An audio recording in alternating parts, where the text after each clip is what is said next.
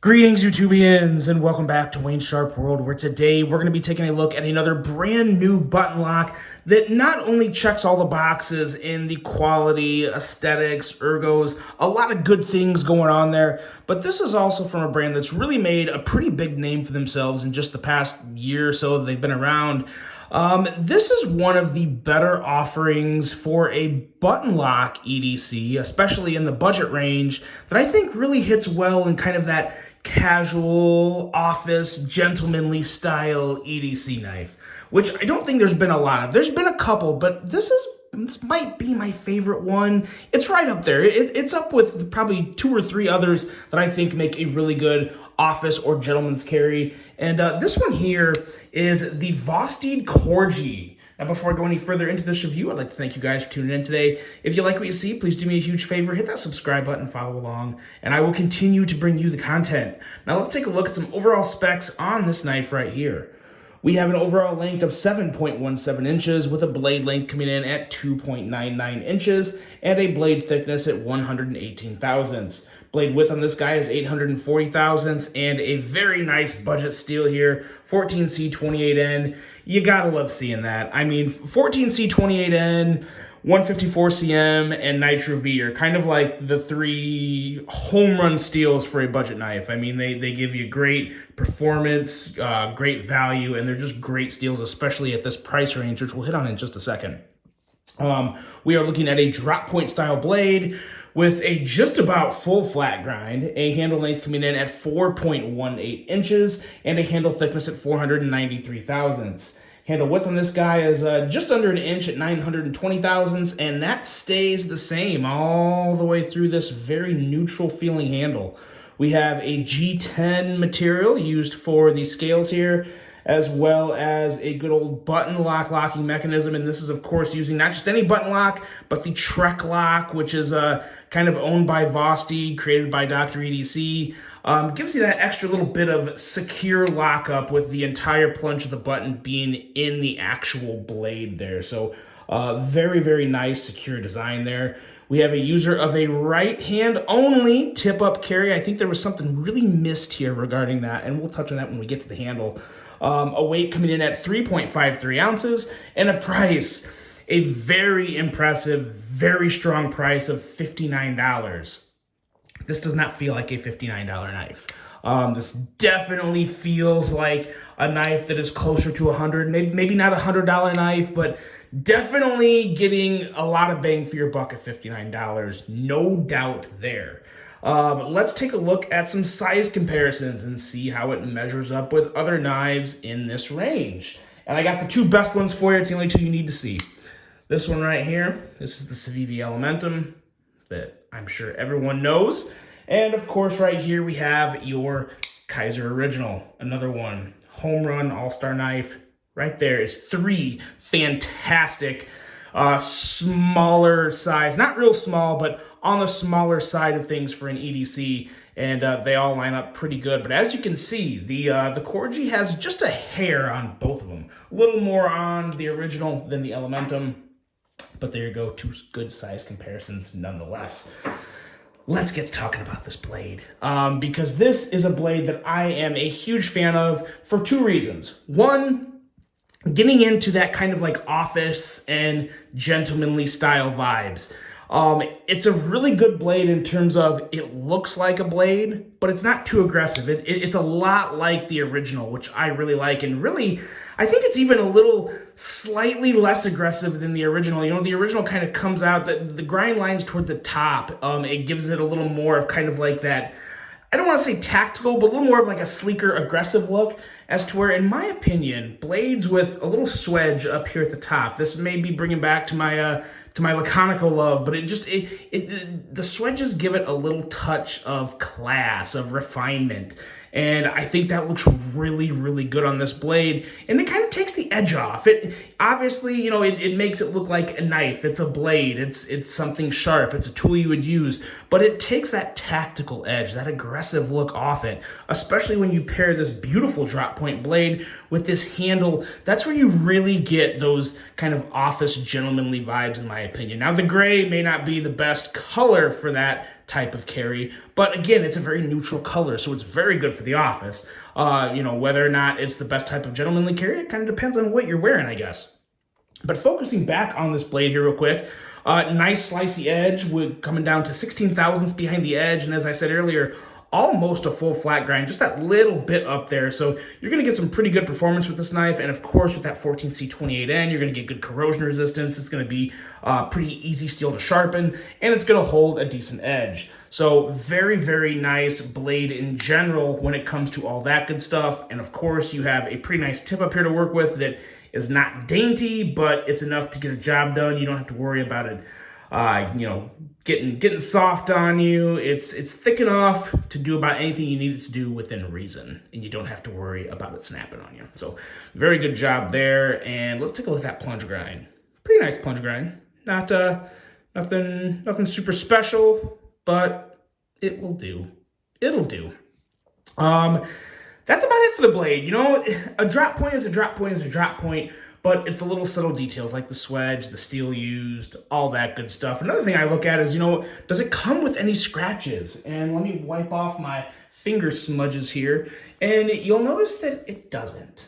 And now, granted, I have even used this, but that is probably from use. Yeah, that is definitely from use. But anyway, as you can see here, very clean blade. Vosteed handles their blades really well when they're turning them out. That's kind of just fluff from the there we go, from what I used to wipe it off with. But what I'm getting at is Vosteed does a good job in handling their knives when they're putting them together. There's sometimes you can get a knife, it's got some scratches on the blade, and you can tell they weren't really handled with care during the assembly process. Not the case with Vosteed. I think they do a really good job of keeping everything in good shape during that assembly process. Moving on to the handle. And the handle, there are so many good things about this handle, but there is, I think, a really big miss on this handle. But first, let's talk about the good things. The good things is just how satisfying this looks when it's closed. I mean, this is symmetrical perfection. I really do. That really hits a note with me, especially with, focus. Can we focus? Cool, we're focused. Just the level of symmetry on this guy is so good, so pleasing. You have kind of your screws down here holding the bottom together, and then you have all your flipper tabs from the front flipper, which the front flipper does work. We'll talk about more of that in the action. But the front flipper, the rear flipper, all that good stuff. And then, of course, you have the truck lock to kind of button lock using the truck lock to kind of kick that blade out. So it just looks really good.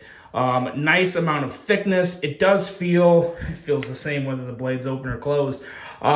Feels very good in hand, very neutral, but they did a really good job of not only chamfering, but really rounding these corners. So it feels really good in your hand.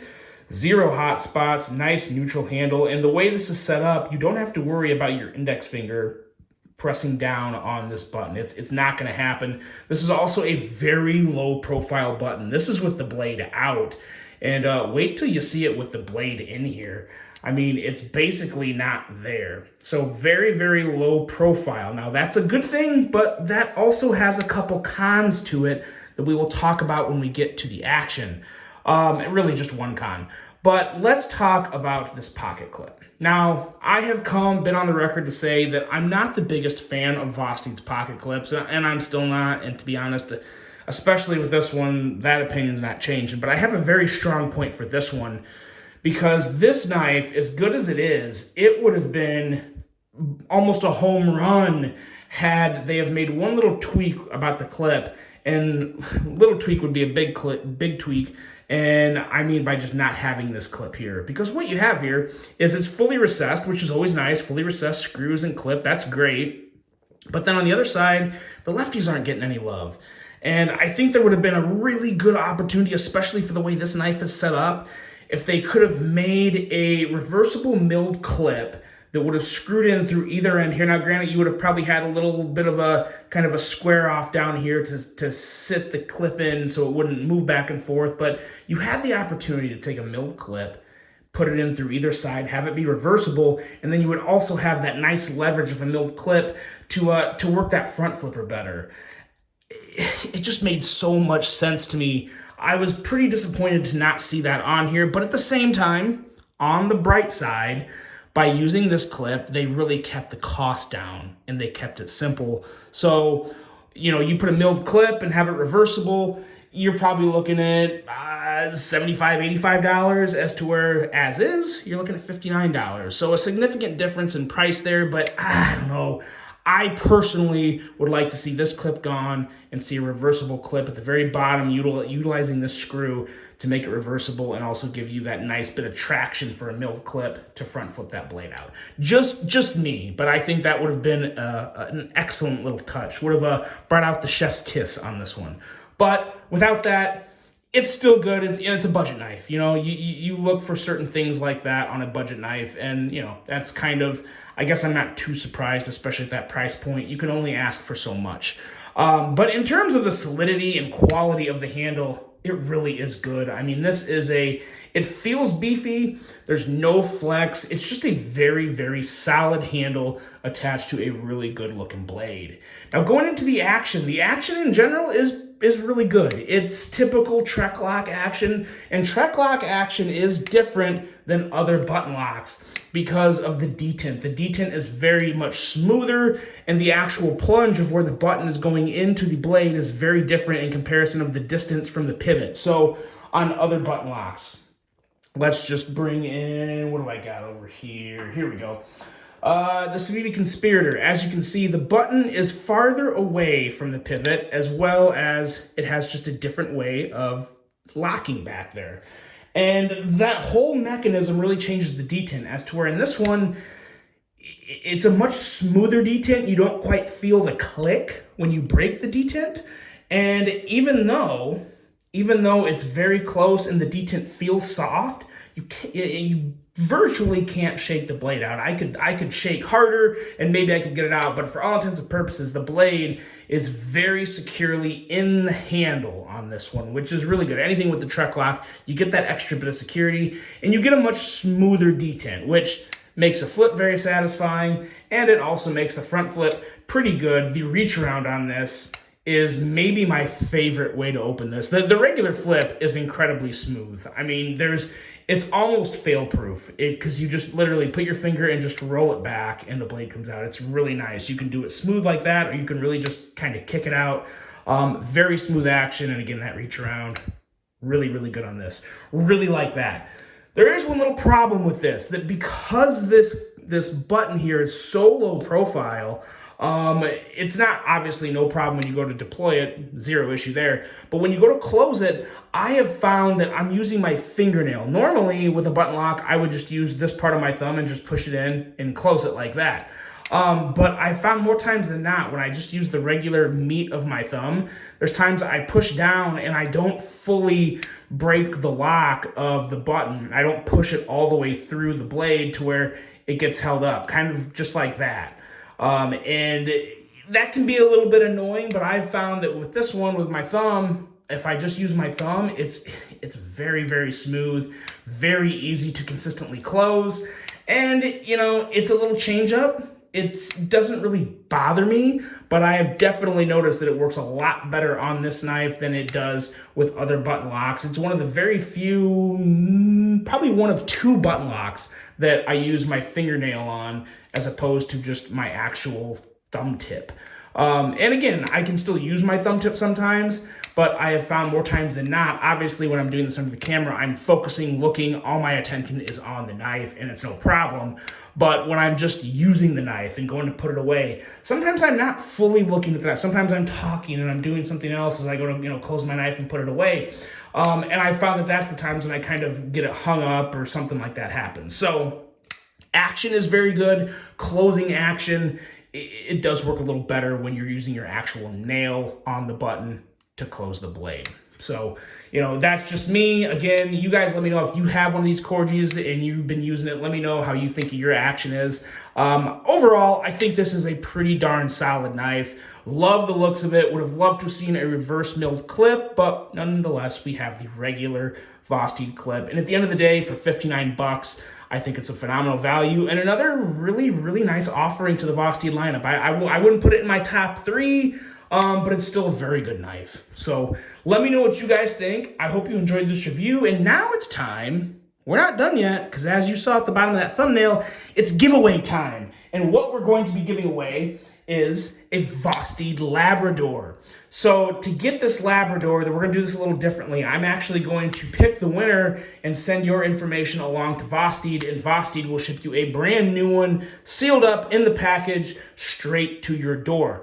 How do you win one of these Labradors? To put yourself in the running to win one of these Labradors, I need 2 things from you. Actually, just 1 thing. Leave a comment in this video, and in that comment, I want 2 things from you. Say thank you, Vosteed, thanks, Vosteed, anything like that.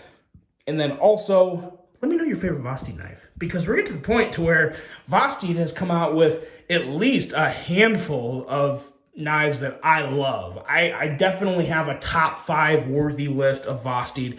Later in the year, I'll probably bring that out, but I know Vosteed has a couple other very nice offerings to bring out. I want to get them all on the table, get them all reviewed, get my thoughts on all of them before I come up with any top 5 lists. But anyway, let me know in the comments. Thank Vosteed, and also let me know what your favorite Vosteed knife is so far to date. Let me know what it is. And to pick the winner, I'm going to do that a little different too, because YouTube makes it kind of tricky with the way their algorithm works, and to keep all of my videos, getting the types of views and attention that I need to keep my algorithm strong. There's a lot behind the workings of YouTube, but what I'm going to do with this, I'm going to pick the winner. I'm going to record myself picking the winner via the random comment picker. When I find the winner, I will notify the winner via a reply to their comment in the video. And then I will post that video of me picking the winner to my Instagram.